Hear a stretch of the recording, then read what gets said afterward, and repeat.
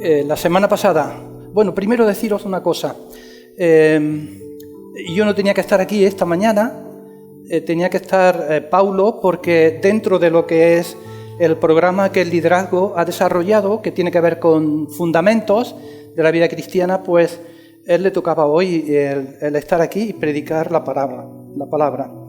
Pero ellos están malos, los niños están malos con todo esto de la gripe, las pandemias estas que hay y todo esto, entonces no han querido venir esta mañana y que pudieran ser portadores también de algún virus. Así es que a mitad de semana pues me llamó Daniel, que si yo podía tomar la palabra. Yo tenía al siguiente domingo también un tema acerca de lo que es uno de los fundamentos y es hablaros de la Iglesia, pero la verdad es que yo le dije a Daniel, pues todavía no lo tengo armado.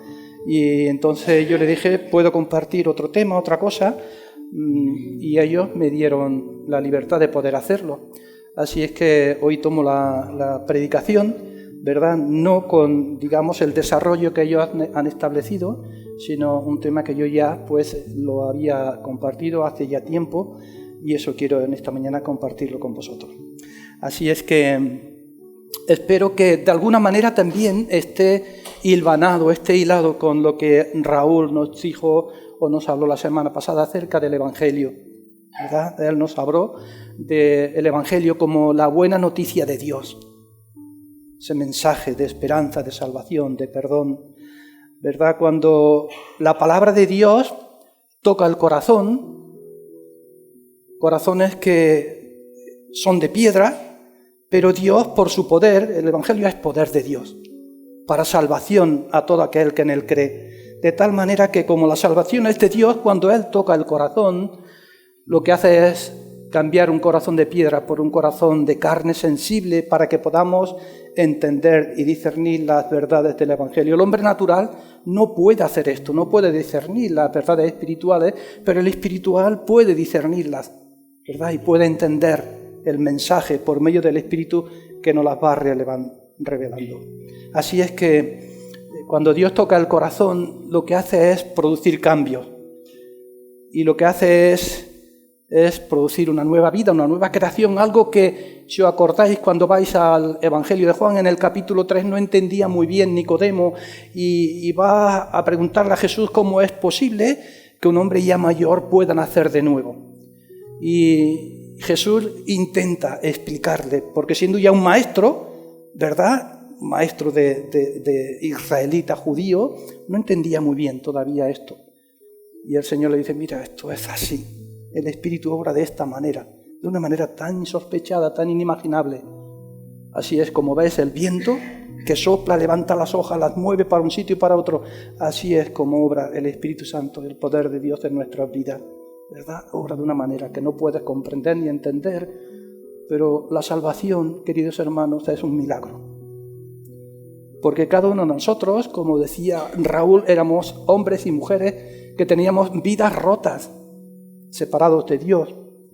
No estábamos reconciliados, enemigos, ¿verdad? Y el pecado lo único que produce es vidas rotas, es destrozo, es enfermedad en el ser humano.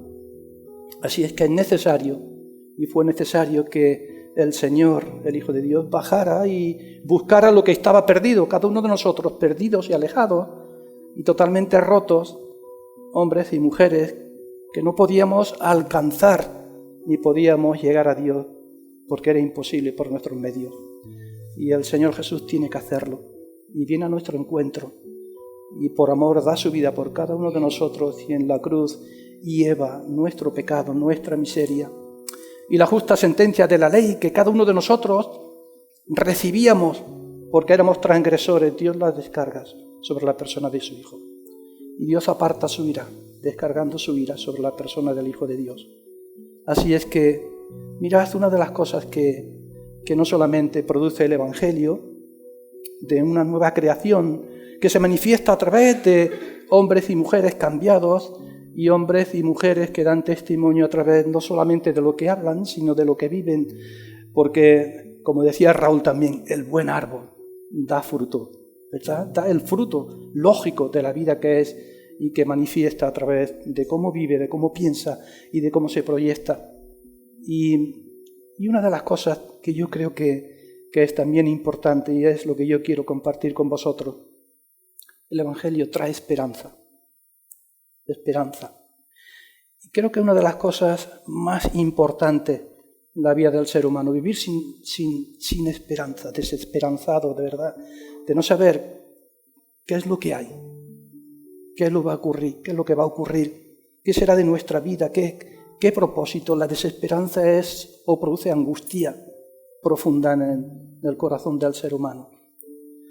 Pero esperar en Jesús, esperar en nuestro Dios, esperar en sus promesas, hacerlas nuestras y vivir aún dentro de la situación que podamos tener cada uno de nosotros, confiados en que Dios tiene grandes cosas, que Dios va a hacer grandes y va a dar a nuestra vida grandes bendiciones.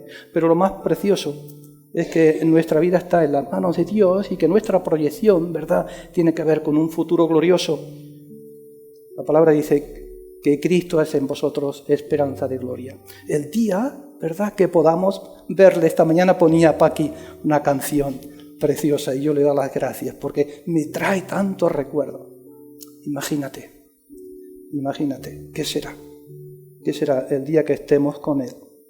El día que podamos verle cara a cara, podamos disfrutar de su presencia por una eternidad, pero no solamente verle a Él, ver a nuestros seres queridos, poder compartir por una eternidad y traer a nuestro corazón esa esperanza de lo que un día se va a hacer realidad.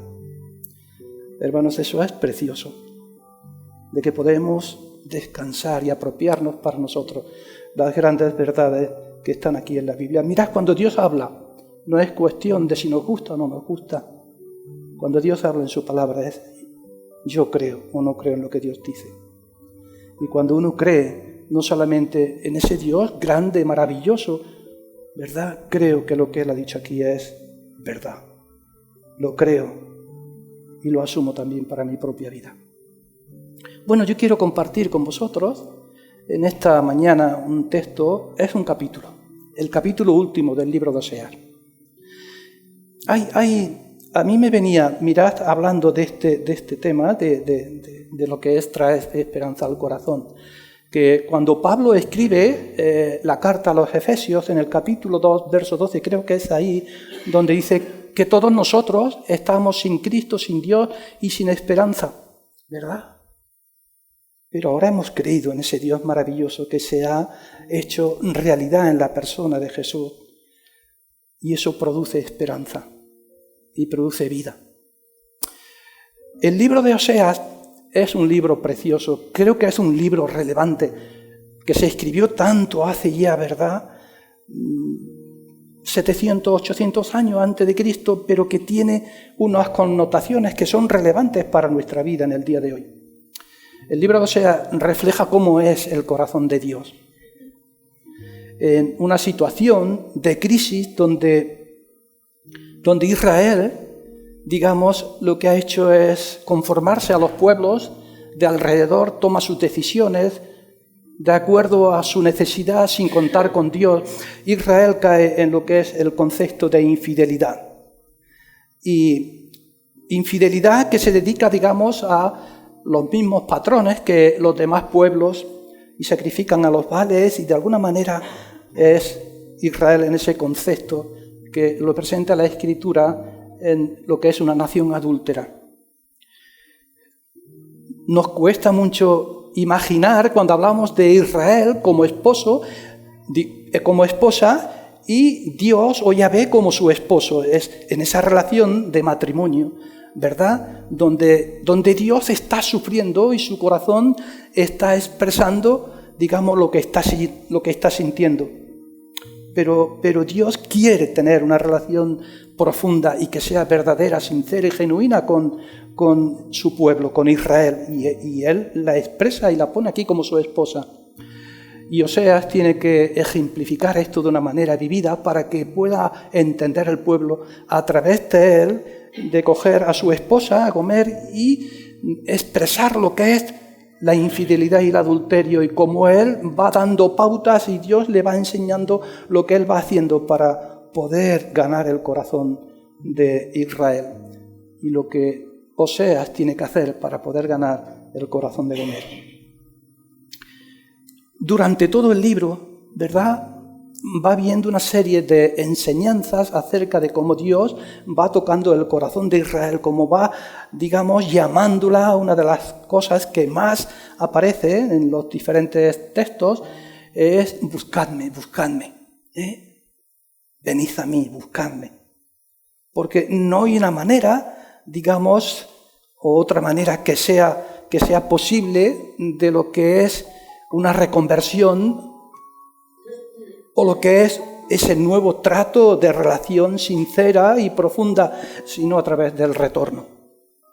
Es devolver a Dios.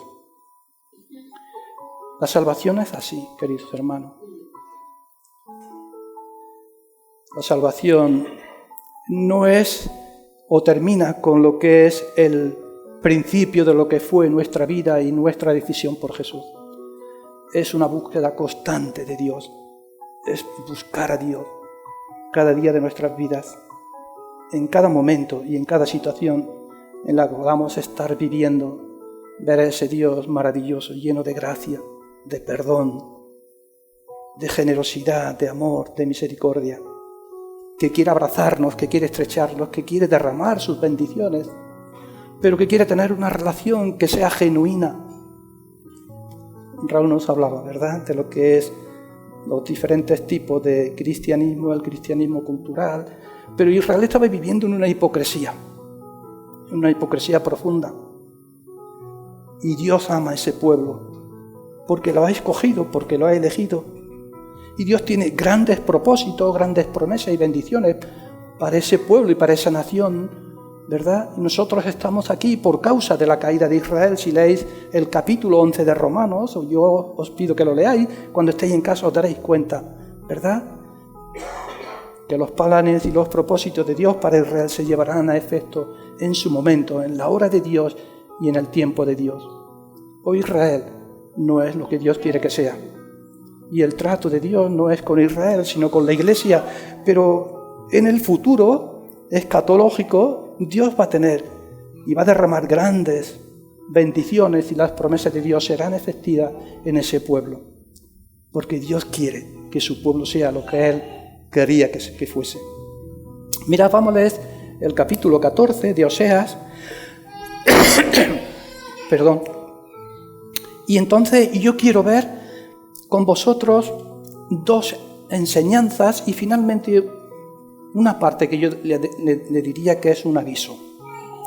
La primera parte es el camino que Dios traza para entender lo que es la salvación genuina y el retorno necesario para volver a tener una relación con el Señor, ¿verdad? El camino que es señalado por Dios, que va desde el verso 1 hasta el verso 3.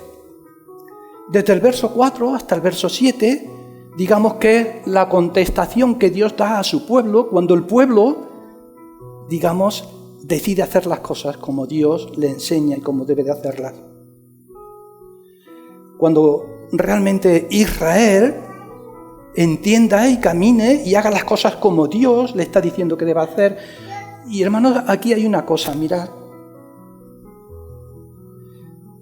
Aunque el texto y el capítulo, digamos, está hablando acerca de escatológicamente lo que Dios va a hacer con su pueblo, no quiere decir que lo que Dios va a hacer con su pueblo o la enseñanza no podamos aplicarlas a nuestras vidas. Lo que Dios le pidió a Israel es lo que Dios nos pide a nosotros. Y lo que Dios va a hacer con Israel es lo que Dios quiere hacer ahora, hoy día, contigo y conmigo. Porque a lo largo de toda la Biblia, las pautas de renovación espiritual son constantes. Son constantes. No hay otra forma, hermanos, de conocer y de ir creciendo y madurando a Dios, si no es de una constante renovación espiritual. Nuestras vidas y la vida de la Iglesia necesitan una constante renovación espiritual. cuando la vida se queda anclada simplemente en lo que es la letra, en lo que hemos oído, nos han enseñado, y lo que hemos hecho en parte de nuestra vida, la vida se convierte en monótona, fría, irrelevante, y dejamos de entender cada día lo que Dios espera y lo que Dios quiere hacer en nuestras vidas, en nuestras casas, en nuestras familias y en la iglesia. Así es que vamos a leer el capítulo 14 y dice así la Escritura: Vuelve, oh Israel, a Jehová tu Dios, porque por tu pecado has caído. Llevad con vosotros palabras de súplica y volved a Jehová y decidle: quita toda iniquidad y acepta el bien, y te ofreceremos la ofrenda de nuestros labios. No nos librará el asirio, no montaremos en caballos, ni nunca más diremos a la obra de nuestras manos: Dios es nuestro, porque en ti el huérfano alcanzará misericordia. Yo sanaré tu rebelión, su rebelión, los amaré de pura gracia, porque mi ira se apartó de ellos. Yo seré Israel como rocío, él florecerá como lirio y extenderá sus raíces como el Líbano. Se extenderán sus ramas y será su gloria como la del olivo y perfumará como el Líbano. Volverán y se sentarán bajo su sombra, serán vivificados como trigo y florecerán como la vid. Su olor será como de vino del Líbano. Efraín dirá: ¿qué más tendré yo con los ídolos? Yo lo oiré y miraré. Yo seré a él como la haya verde, de mí será hallado su fruto, tu fruto. ¿Quién es sabio para que entienda esto, y prudente para que lo sepa?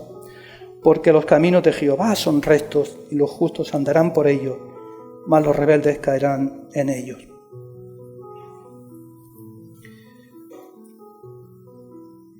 La invitación de Dios a lo largo del libro es constante. El verso 1, vuelve, oh Jehová, vuelve, oh Israel, a Jehová tu Dios. Va apareciendo a lo largo, digamos, del mensaje profético de Oseas. Capítulo 5, verso 15, dice: en su angustia me buscarán. Capítulo 6, verso 1, venid y volvamos a Jehová, porque él arrebató y nos curará. Capítulo 10, verso 12, es tiempo de buscar a Jehová hasta que venga y os enseñe justicia. Capítulo 12, verso 6, vuélvete a tu Dios, guarda misericordia y juicio, y en tu Dios confía siempre. Capítulo 14, verso 1, vuélvete a tu Dios. El mensaje de Oseas es un mensaje de esperanza.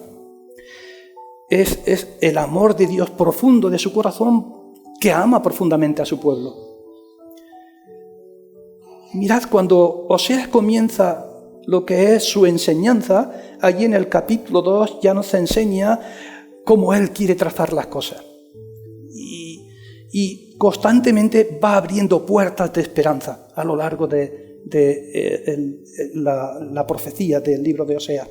Y allí en el capítulo 2 el Señor dice a su pueblo: yo la seduciré. ¿Verdad? Es ese concepto de enamoramiento primero, cuando uno ama de verdad a una mujer, a su esposa: yo la seduciré, la llevaré al desierto y allí le hablaré al corazón y le daré, dice, sus viñas y el valle de Acor por puerta de esperanza, dice, y allí cantará como en los días de su juventud. Es digamos, una forma poética de expresar lo que es el enamoramiento de Dios con su pueblo, que la ama profundamente y quiere sacarla de esa situación de infidelidad en la cual está viviendo. Y el concepto en el corazón de Dios, ese concepto de que Dios ha escogido a esa nación porque la ama profundamente y quiere sacarla de la situación en la que está viviendo. Quiere volver a vivir como al principio, ¿verdad? Como cuando es ese primer amor. Quiere volver a disfrutar de esa relación matrimonial. Y tiene que ir haciendo unas pautas para que esa nación realmente salga de esta situación que el Señor le está manifestando, que le está alejando de él. Y constantemente está diciendo: vuelve, vuelve. Y mirad, no hay posibilidad de lo que es una forma, de tener una forma nueva de relación con Dios si no hay un retorno. La idea, ¿verdad?, de vuelve a Jehová tu Dios, y lleva el concepto, la idea primaria de conversión. Es decir, la vida cristiana no termina con lo que fue nuestro deseo o nuestra decisión de aceptar a Jesús como Señor y Salvador de nuestras vidas. Aunque sea en un segundo término, o como expresión de lo que es una reconversión, necesitamos para poder tener una relación sincera con Dios y buena y, digamos, transparente, ese concepto de regresar a Dios, de volver a Dios, de buscarle. El profeta Amós, en capítulo 5, verso 4, dice: buscadme y viviréis. Porque la única manera de vivir y de vivir en una relación estrecha y disfrutar las grandes bendiciones de Dios y sus promesas es de vivir en esa connotación, ¿verdad?, de fidelidad, transparencia y de lo que es sinceridad. No hay otra manera. La vida cristiana es una vida de relación estrecha, sincera, no perfecta. No somos perfectos, ¿verdad? Pero Dios ha hecho algo que es precioso y maravilloso, que nos ha cambiado. Que ha cambiado un corazón que antes era incomprensible en el sentido de poder discernir las verdades espirituales, pero ahora sí las entendemos. Nadie de nosotros puede decir que somos ignorantes y no entendemos lo que Dios está diciendo en la Escritura. Vuélvete a mí, vuélvete a mí. Y el concepto primario de volver a Dios tiene que ver con una conversión que es genuina, porque tiene que haber una relación estrecha, como tiene que haberlo en cualquier matrimonio, en esa relación de esposo y esposa.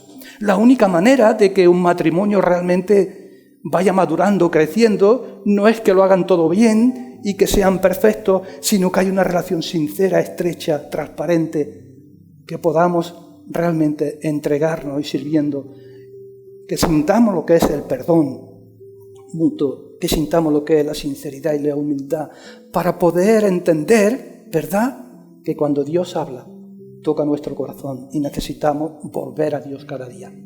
Así es que la primera idea tiene que ver con esto, ¿verdad? Probablemente nuestro concepto de conversión a veces lo hemos, digamos, idealizado, no sé, o pensado en ese concepto que aparece en la primera carta a los tesalonicenses, cuando Pablo dice: vosotros o ellos se convirtieron de los ídolos a Dios para servir al Dios vivo y verdadero, y parece que nos quedamos ahí, anclados en esa expresión. Pero la conversión genuina tiene que ver con una manera constante de buscar a Dios. Quizás una de las maneras de poder entenderlo, mirad, cuando Pablo escribe la carta a los Efesios, está en la cárcel. Desde que escribe la carta a los Efesios hasta que el ángel escribe a las 7 iglesias en Apocalipsis y escribe a lo que es a la iglesia de Éfeso, él le dice: mira de dónde has caído, porque has olvidado tu primer amor. Acuérdate y haz las primeras obras, tal como eras, ¿verdad? Recuerda los fallos, recuerda por qué has dejado tu primer amor, recuerda de dónde has caído y regresa de nuevo y haz las primeras obras. Mirad, la iglesia local es la expresión de la iglesia de Dios, la iglesia universal. Y la iglesia le pertenece al Señor. Si la iglesia nos perteneciera a los hombres, la iglesia ya no existiría. Pero la iglesia es de Dios y Dios la edifica como quiere, cuando quiere y de la forma que quiere.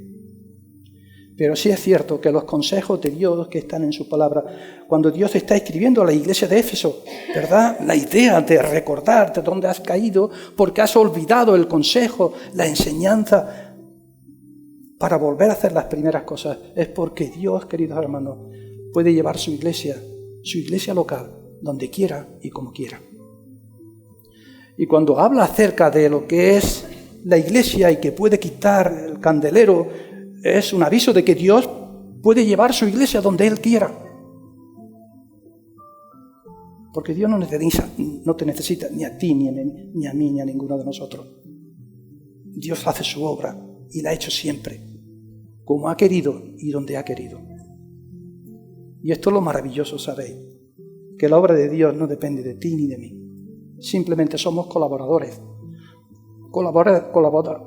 suyos, que si no hacemos la obra y la parte que nos corresponde, Dios cogerá a otros. Porque Él usa a las personas. Es más, Cuando Pablo escribe a la iglesia de Corinto, está diciendo, mirad que ninguno de vosotros sois grande, ni poderoso, ni muy sabio, ni... Dios escoge a lo débil, a lo sencillo, a lo humilde. Para aquellos que se jactan y entienden que son grandes y poderosos, entiendan que la obra no es suya, sino que la obra es de Dios. Así es que la primera idea, queridos hermanos, ¿verdad?, tiene que ver con un volver a Dios. Y dice el texto bíblico, vuelve a Jehová tu Dios, porque por tu pecado has caído, y llevad con vosotros palabra de súplica, y volved a Jehová. El volver a Dios implica la idea, queridos hermanos, de una expresión verbal de reconocimiento de nuestro pecado y de nuestra rebelión. Israel tenía que entenderlo. Volver a Dios es aceptar la realidad de la vida espiritual de la nación, y la nación estaba viviendo totalmente al margen de las enseñanzas de la Escritura y de su Dios, y lo que Dios quería es que volviera, pero volviera de una manera genuina, expresión de lo que hay en el corazón a través de la confesión. Mirad, la salvación tiene dos conceptos que no se pueden separar nunca.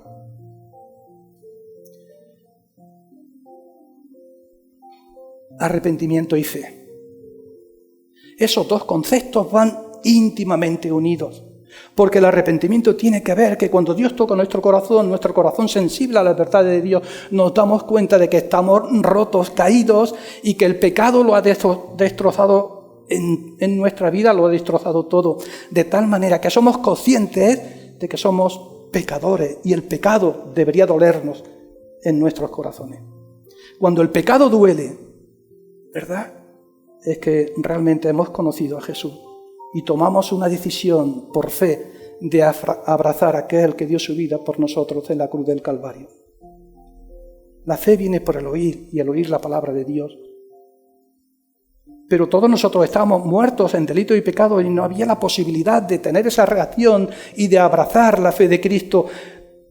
La palabra, de alguna manera, toca el corazón y despierta la sensibilidad de nuestras vidas, y somos o reaccionamos ante el Evangelio y la palabra de Dios para entender que tú y yo todos somos pecadores, que necesitamos la salvación que Dios nos ha proveído por la persona del Señor Jesús.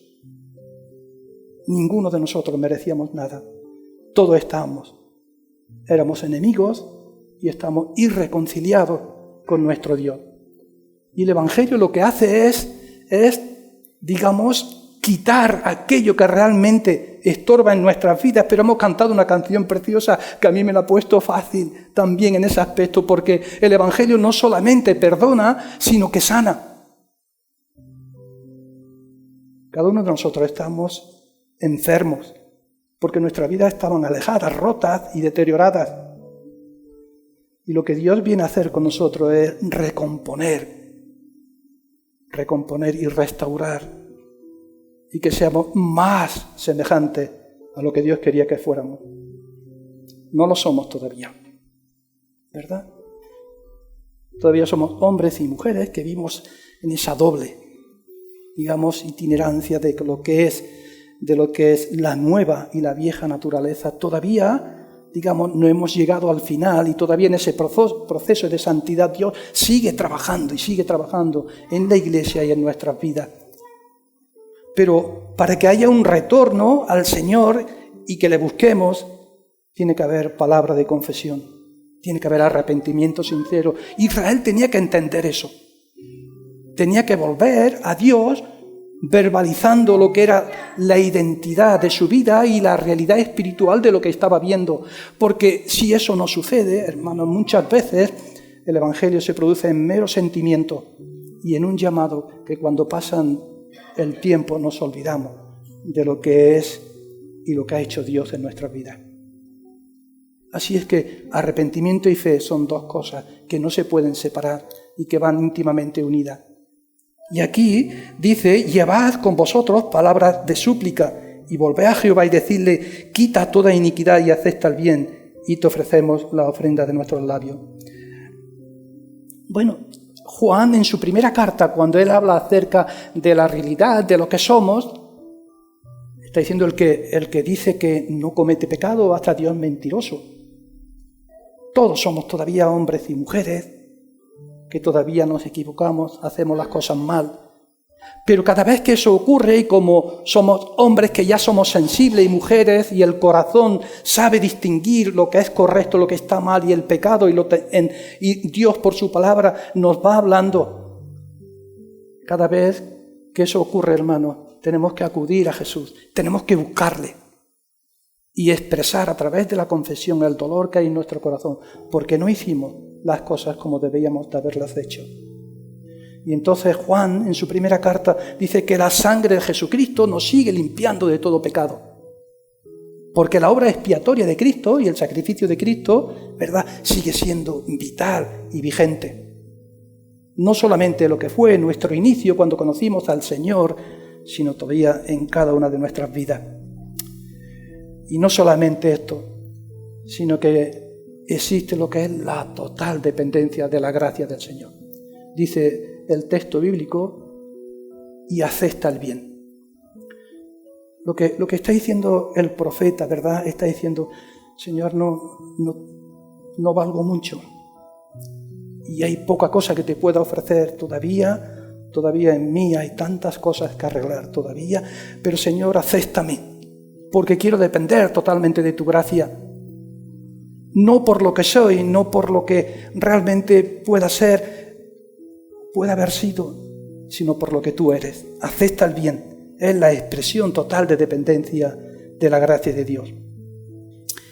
Mirad, decía antes que en un matrimonio como el de Dios, con su pueblo Israel que ha caído en la infidelidad o en cualquier otra connotación que es negativa, ¿verdad?, tiene unas enseñanzas que son preciosas para cada uno de los matrimonios. La vida matrimonial, ¿verdad?, tiene que ser algo fluido, transparente, sincero. Tiene que ver con ese diálogo que tiene que existir para ser personas, hombres y mujeres verdaderos, donde muchas veces creemos que las pequeñas cosas podemos ocultarlas porque no influyen en lo que es la relación de vida, de matrimonio. Y las vamos amontonando y no las sacamos. Y llega el momento en que aquello es tan gordo que no sabemos darle solución. La vida de matrimonio, queridos hermanos, tiene que ver con la sinceridad, con la transparencia, con la verdad. Tiene que ver con que tiene que llegar el tiempo donde tengamos que decir, perdóname porque lo hice mal, lo siento, te amo con todo mi corazón, pero me he equivocado. Porque solamente en esa relación transparente, sincera, genuina, de verdad, es como Dios iba a restablecer la vida de relación y de comunión con Israel, pero es como Dios puede ir trabajando y puede ir haciendo madurar nuestras relaciones de hombres y mujeres que hemos conocido al Señor y que queremos vivir para Él. La comunicación, queridos hermanos, es vital. Es vital. Cuando Israel dejó de tener esa relación de comunicación con su Dios y se fue detrás de otras motivaciones y dejó de percibir quién era Dios para su vida. Y dejó de percibir y de apropiarse las bendiciones y las riquezas de sus promesas y de su gracia para ello. Así es que necesitamos, ¿verdad?, como familias, como matrimonio y como iglesia, la realidad de una relación que sea genuina, estrecha, verdadera y sincera. Juan lo ha explicado en su carta, ¿verdad? El que dice que no comete pecado es un mentiroso, hace a Dios un mentiroso. Pero cada día, ¿verdad?, que llega la noche y antes de acostarnos nos hace reflexión de lo que ha sido nuestra vida. Tenemos que reconocer que tenemos que quebrantarnos, ir delante de Él y pedirle perdón y decirle, Señor, lo siento de verdad, perdóname. Y esta es una relación de comunión y estrecha, ¿verdad?, que realmente va haciendo madurar nuestras vidas, nuestras casas, nuestras familias, y nos va haciendo crecer cada día más en quién es Dios y en quiénes somos nosotros. Dice el verso 2 también, te ofreceremos la ofrenda de nuestros labios. Es decir, lo que Oseas está diciendo, lo que Dios nos está diciendo, ¿verdad? Es que no solamente hemos vuelto, no solamente hemos confesado, sino que ahora nuestra vida es una vida volcada en adoración y en alabanza a nuestro Dios. El escritor de Hebreos lo recoge en el capítulo 13, verso 15, dice: así que ofrezcamos siempre a Dios por medio del sacrificio de alabanza, es decir, fruto de labios que confiesan su nombre. Es decir, lo que Oseas está diciendo, ¿verdad? Dios está diciendo, ahora que hemos vuelto a Dios, ahora que hemos confesado nuestro pecado, que hay una relación estrecha, nuestras vidas están volcadas en adorarle, en alabarle, en disfrutar de su presencia, en vivir vidas que le honren y le glorifiquen de alguna manera, en lo que Raúl también nos enseñaba, la verdad, lo que es el fruto que produce el creyente cuando hay una relación sincera y genuina con el Señor. Y también la confianza.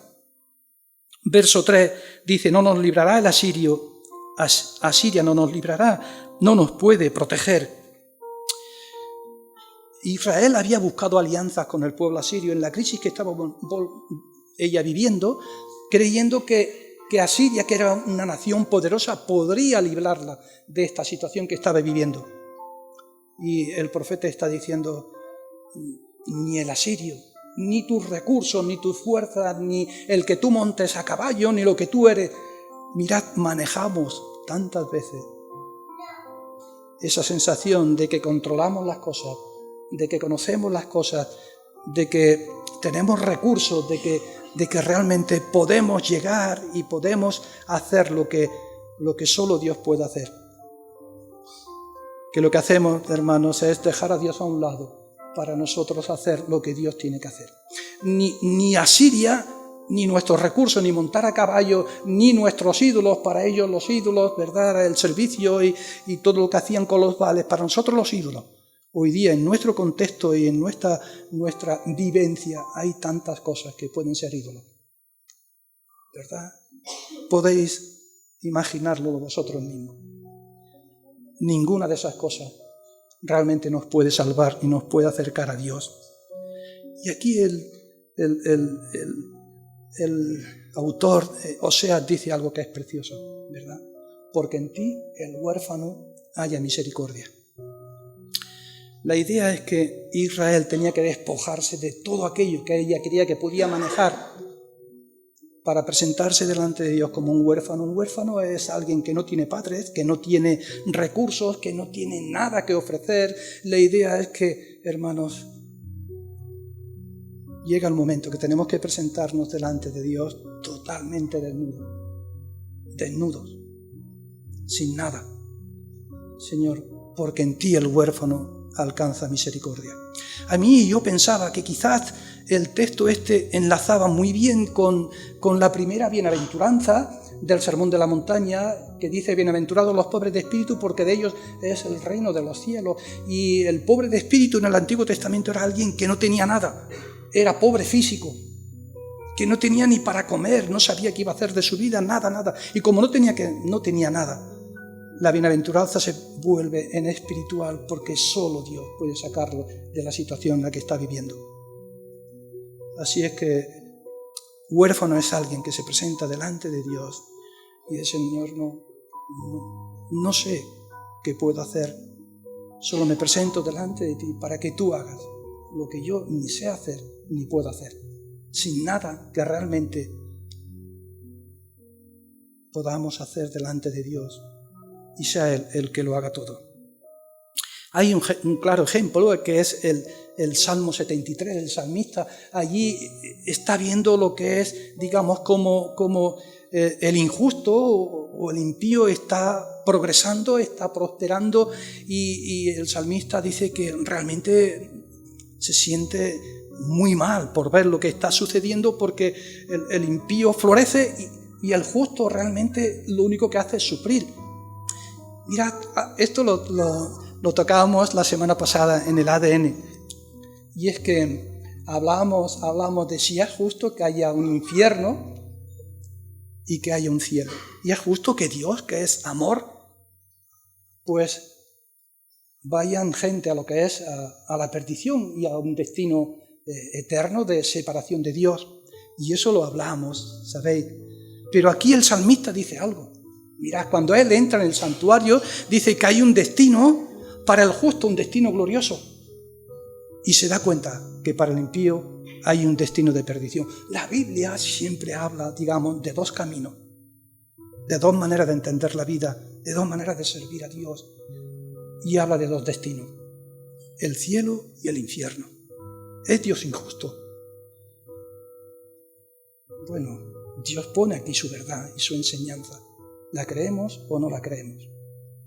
¿Sí? Pero aquí está. Entonces, el salmista siente tristeza, porque el impío florece, pero el justo solo sufre. Y él se da cuenta, pero yo sé que hay esperanza para mí. Hay un destino glorioso que yo voy a disfrutar un día por la eternidad. Y descansa en eso, ¿verdad? Así es que en ti el huérfano alcanzará misericordia. Presentarnos delante de Dios sin nada, hermanos, sin nada. Y Pablo, mejor dicho, el profeta Sofonías, él dice un texto bíblico que es precioso. Y yo dejaré en medio de ti a un pueblo pobre y humilde, el cual confiará. El Señor dejará a un pueblo pobre y humilde, que descanse solo en las promesas y en las bendiciones de Dios. Cuando hay este caminar, cuando hay esta pauta de un volver a Dios, de una confesión, cuando en nuestros labios hay realmente pues esa expresión de alabanza y de adoración que es la expresión de vida volcada y finalmente una dependencia total que no depende de mí sino en Dios, Dios contesta la oración y Dios contesta nuestra vida y contestó contestará al pueblo de Israel. Decimos que esto es una profecía que tiene que ver con el futuro donde Dios lo va a hacer que sea posible. Ese pueblo será lo que Dios quería que fuera. Y entonces la contestación dice desde el verso 4 hasta el verso 7, yo sanaré su rebelión y los amaré de pura gracia porque mi ira se apartó de ellos. ¿Os acordáis del hijo pródigo? ¿Verdad? Y cómo él está disfrutando la herencia que le pertenecía, lo está malgastando y lejos se olvida de todo, se olvida de su Dios. Y Dios quiere amarlo y quiere abrazarlo solo hasta que él reflexione y se da cuenta de lo que está viviendo. La realidad de su vida es que él regresa y el Padre con los brazos abiertos lo recibe y hace un gran banquete para él, porque Dios quiere abrazarnos y Dios quiere derramar su bendición sobre nuestras vidas. El Padre, Dios, desea perdonarnos y abrazarnos. Pero la salvación de Dios no es solo que Él perdona y olvida nuestros pecados. La Escritura dice que los echa a lo más profundo del mar y no se acordará de ello. La salvación de Dios no solamente viene con el perdón, sino que viene también con sanidad. Se hablaba el domingo pasado que éramos hombres y mujeres rotos. El pecado ha trastornado todo nuestro ser, nuestra manera de ver, de entender las cosas y lo ha deteriorado todo. Y lo que Dios hace con la salvación, ¿verdad?, es quitar todos los efectos dañinos que han destrozado y que han roto nuestra vida. Dios viene no solo a perdonar, sino a sanar. Así es que el Señor quiere sanar la vida de la nación, quiere sanar también nuestras vidas. A veces sin darnos cuenta, ¿verdad? Estamos en esa influencia. Y nos sentimos a veces que no llegamos, no solo que no llegamos, no hay el gozo, la alegría, hay todavía dolor en nuestro corazón por diferentes vivencias que hemos tenido, pero cuando Dios viene y perdona, no solo perdona, sino también que sana. Y esa canción la hemos cantado antes. Dios sana nuestras vidas. Si la manera en que Dios nos perdona es sanando, el móvil por el cual Dios nos perdona es su amor, su gracia, su generosidad. Por lo tanto, ¿verdad?, lo que dice el texto bíblico, y yo apartaré mi ira de vosotros. Porque la ira de Dios estaba sobre cada uno de nosotros. Porque éramos hombres y mujeres totalmente reconciliados, enemigos de Dios. Y es el ministerio de Cristo. Cuando Cristo viene, Su ministerio es un ministerio de perdón, de sanidad. Juan lo dice en el Evangelio, capítulo 1, verso 29, este es el Cordero de Dios que quita el pecado del mundo, pero cuando Isaías habla del ministerio de Cristo, ¿verdad?, profético, que vendrá en el capítulo 61, versos del 1 al 3, dice: Jehová me ha enviado a predicar buenas nuevas a los abatidos, a vendar a los quebrantados de corazón, a publicar libertad a los cautivos, a los presos, apertura de la cárcel y a proclamar el año de la buena voluntad de Jehová. Así es que el ministerio de Cristo no es solamente de perdón, sino que es de sanidad.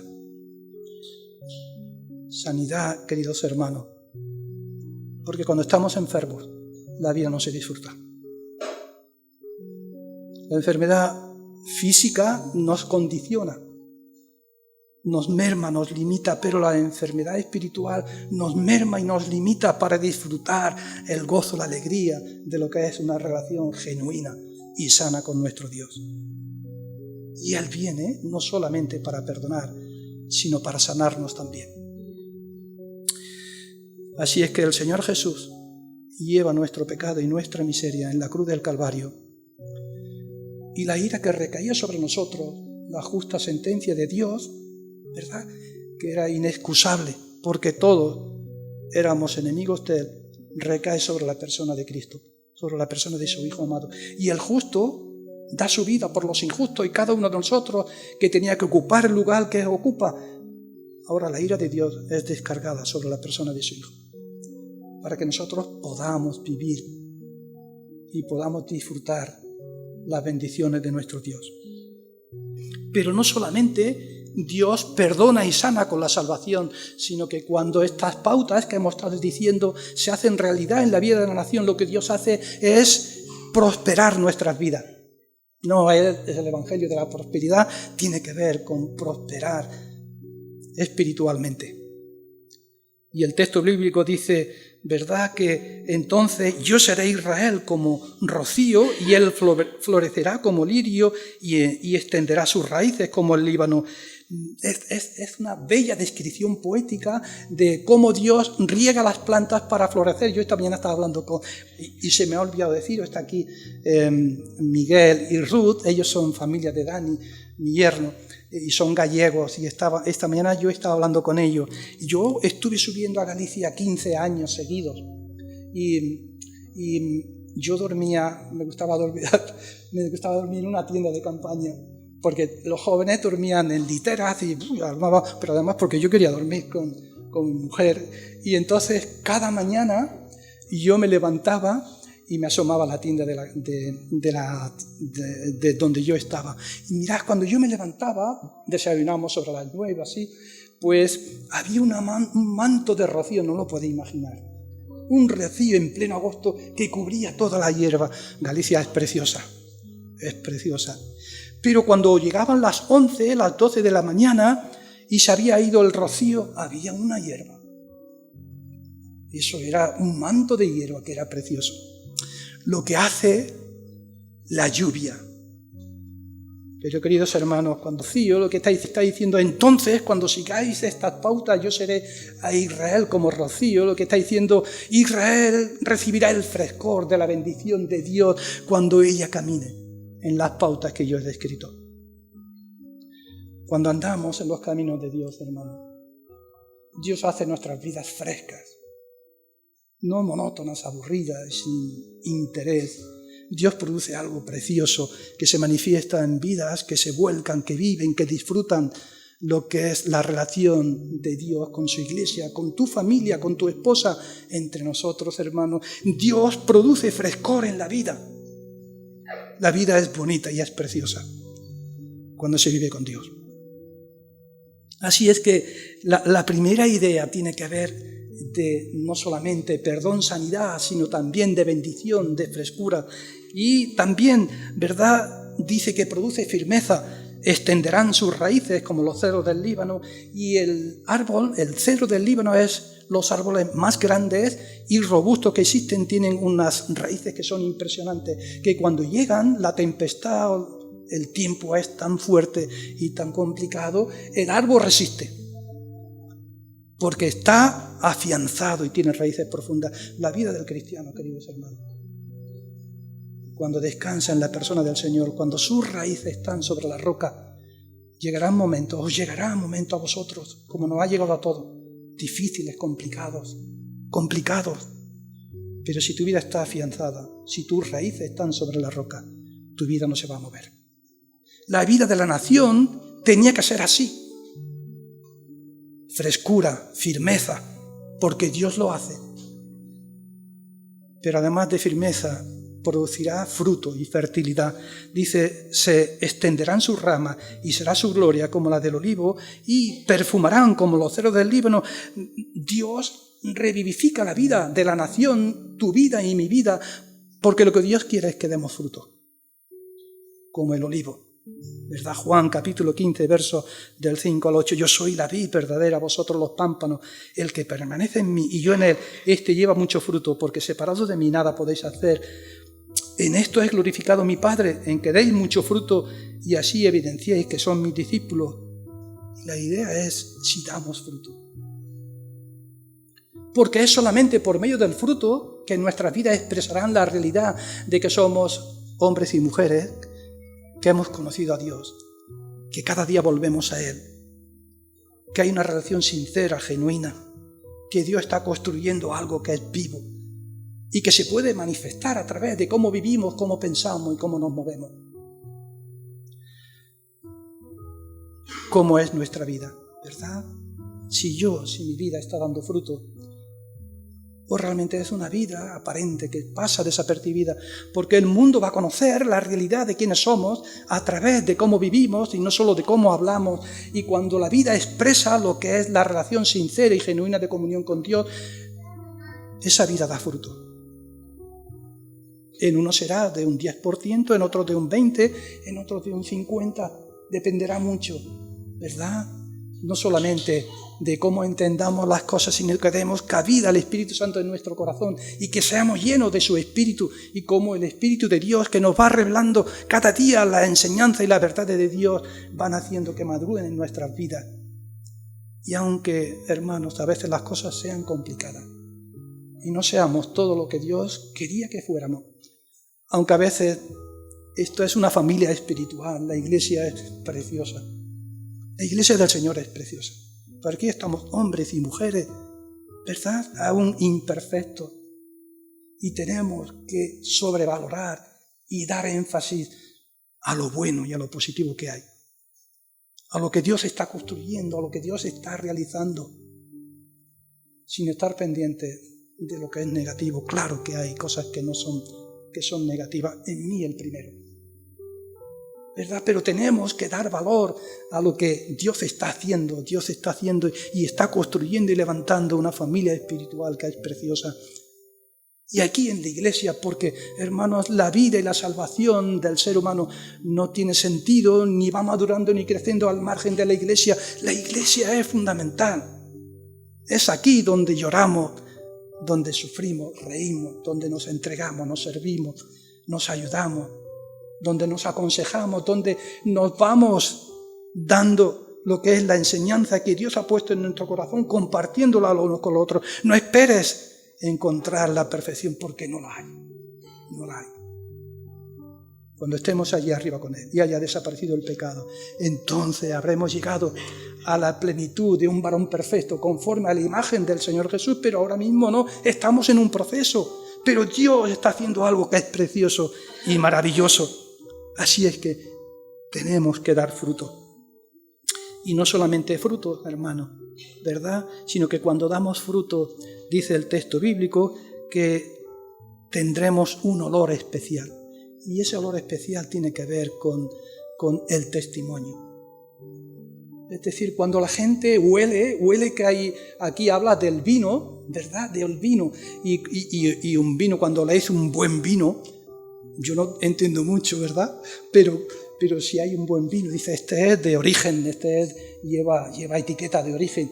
Dice, oye, esto tiene maduración, esto es bueno. La vida del creyente que da fruto, además, da testimonio, tiene un olor especial que la gente lo ve. Y cuando la gente ve, el testimonio de las personas, la gente expresa aquí hay algo diferente, especial. Esto es una familia diferente. No es como el mundo, no es la filosofía del mundo y la enseñanza del mundo, sino que aquí hay algo especial que Dios está construyendo y está dándole fuerza y le está dando vigor. Hermanos, cuando eso es una realidad, eso es precioso, porque la gente queda impactada, no solamente por nuestra boca, sino especialmente por nuestra vida. Así es que Mateo capítulo 5, verso 16 dice el sermón de la montaña. El sermón de la montaña, ¿verdad?, tiene que ver con los valores del reino. Y dice así el texto bíblico: así alumbre vuestra luz delante de los hombres, para que vean vuestras buenas obras y glorifiquen a vuestro Padre que estás en los cielos, porque a través de nuestra vida, de nuestro testimonio y del fruto que vamos dando, que la gente va a decir, y yo quiero conocer eso. Seguro que mucha gente dirá que no y no querrá saber nada, incluso despreciará, pero esto ha sido siempre. Si despreciaron al Señor, si el Señor bajara ahora mismo, sería igual, la gente no creería y le seguiría rechazando, pero el mensaje y lo que es, o lo que Dios ha puesto en nuestro corazón, es que tenemos que expresar la vida de Jesús a través de nuestras propias vidas. Finalmente, hermano, yo quiero ver esas dos partes que hemos dicho, lo que es el camino que Dios traza de cómo debe de ser una conversión genuina, ¿verdad? Una renovación espiritual genuina, y cómo Dios contesta y bendice. El verso 8 y 9 es un aviso. Y el texto bíblico dice: ¿quién es sabio para que entienda esto y prudente para que lo sepa? Lo que Osea está diciendo: mirad, yo he cogido el mensaje que Dios ha puesto en mi vida y simplemente os lo he dado a entender, os lo he expresado. Este es el mensaje. Y ahora, ¿quién es sabio? Mirad, la sabiduría no tiene que ver con la inteligencia. Sabiduría e inteligencia son dos cosas diferentes. Tú puedes ser muy inteligente, ¿verdad? Y llevar una vida totalmente ruinosa. Y tú puedes ser una vida. A mí eso muchas veces me acuerdo, porque, ¿sabéis? Yo hace muchos años había un hermano precioso, le costaba mucho hablar a veces. Él era albañil, pero era una persona preciosa. Y mi hija lo conocen, claro, Pedro, que era el marido de Ana, y este hombre, yo estaba recién convertido y venía a mi casa. Un día llegó a mi casa y en mi casa había arriba una grieta que sería por el yeso, que estaba yeso muerto, y llegó un día, dice, esto te lo arreglo yo. Y llegó allí con una picola el tío, y yo quería que me echaba la casa abajo, pum, pum, pum, pum, y yo decía, madre mía, qué tío. Y me lo arregló. Echó yeso nuevo y me puso aquello que se veía muy feo. Este hombre no tenía mucha inteligencia, pero es un hombre sabio, ¿sabéis?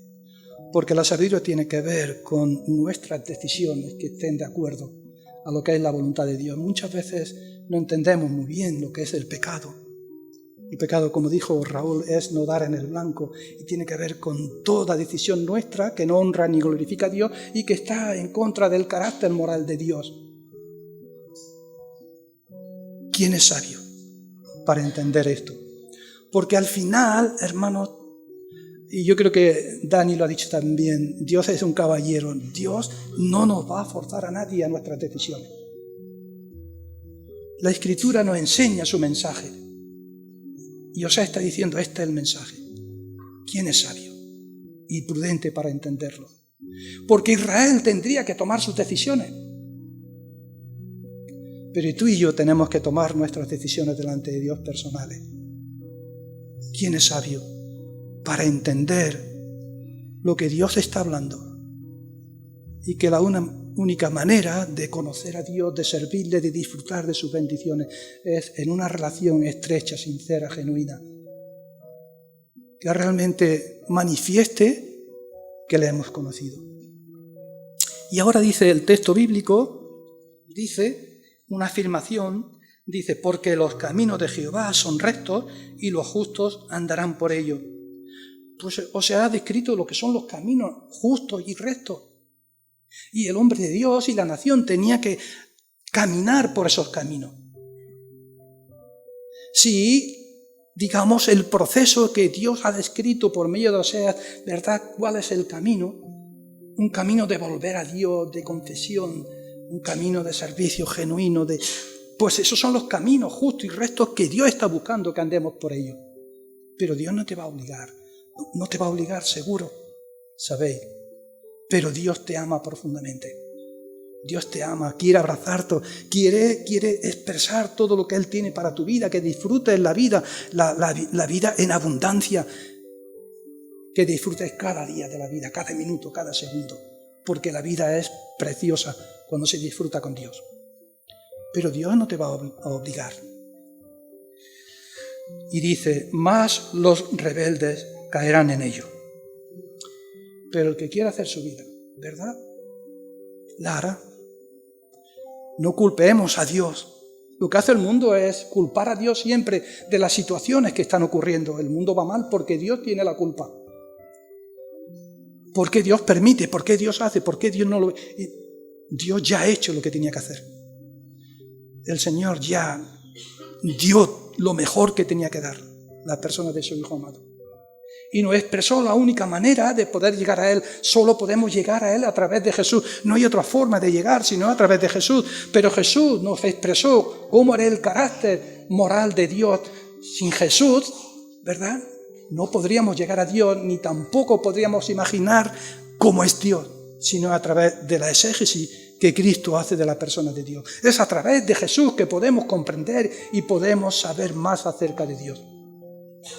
Es por eso que Jesús constantemente, cuando Él se ponía como referencia, podría decir, aprended de mí, que soy manso y humilde de corazón, y hallaréis descanso para vuestras vidas. Yo quería dejar esto en vosotros, queridos hermanos. La vida es preciosa, y es preciosa cuando se vive con Dios. Vivámosla con esperanza. Vivámosla con esperanza, porque Dios te ama y quiere que vivas, y vivas de una manera que a Él le glorifique y le honre. Amén. Voy a tener una oración, sí. Gracias, Señor, por este tiempo, gracias por tu palabra, gracias, Señor, por haberte conocido, gracias porque has puesto en nuestros corazones esperanza de vida, Señor. No entendemos muy bien, yo no entiendo muy bien, Señor, por qué tú te hayas fijado en mí, Señor. Aun cuando yo hago una sincera reflexión de mi vida, aún me veo con tantos problemas y tantas dificultades, y a pesar de eso tú me sigues amando. Y a pesar de eso, Señor, tú me sigues buscando y sigues tocando mi corazón, oh Dios, y no te cansas de mí. Y yo quiero decirte, Señor, perdona, Señor, nuestras debilidades. Perdóname a mí, Señor, mis fallos. Pero, Señor, nunca nos dejes, Señor. Tú has prometido estar con nosotros cada día de la vida, cada minuto, cada segundo. Sigue trabajando en nosotros, Señor. Sigue ayudándonos, dándonos la fuerza, sigue hablándonos por el poder del Espíritu, oh Dios, y que podamos verte. Señor, nuestros ojos tienen que verte por la fe, caminando a nuestro lado. Y en el momento y en el día, Señor, cuando vengan las dificultades, poder descansar y confiar en ti, Señor. Oh Dios, ayúdanos a disfrutar de este buen día, Señor, y cuando volvamos a nuestras casas podamos sentir tu presencia de una manera, las cosas más cotidianas, pequeñas, que pasan desapercibidas, podamos entender que tú aún en esas cosas eres el soberano y el que dirige nuestra vida y lo dirige todo para tu gloria. En el nombre de Jesús, amén.